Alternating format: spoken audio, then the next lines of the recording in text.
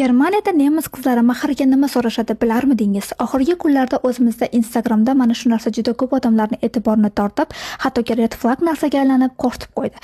Bilasizki, Yevropada mahr berish an'anasi aslida yo'q, lekin ba'zi bir oila quruvchilar mahr sifatida emas, o'zi xohlab sovg'a berishadi. Majburiy emas. Yaqinda mana ikkita nemis dugonamning to'yi bo'ldi.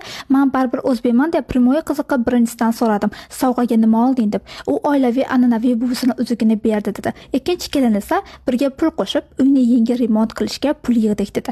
Va men eshitib nima hazillasam deb yana ikkalasidan so'radim. Ular men bunaqa narsalar bilan hazillashmayman. Bu hayot, shopping qiladigan joy yoki ish tanlaydigan narsa emas dedi.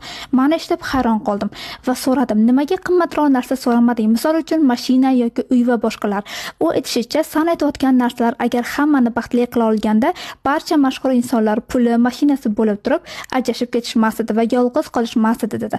Oila qurish qimmatbaho narsa bilan o'lchanmaydi. U bir-birini tushunish, nima bo'lishidan qat'iy nazar, qo'llab-quvvatlash, hurmat qilinadigan joy, uy va mashinani vaqt soati bor, birga ishlab olsa bo'ladi. Sovg'aga keladigan bo'lsak, oilamizga kerakli narsani so'radim dedi. Va buni eshitib, men qanaqadir bular odam qadrini bilar ekan degan fikr keldi. Sizlar nima deb o'ylaysizlar? Bular to'g'ri fikrlayaptimi yoki yo'qmi? Fikringizni kommentariyada qoldiring.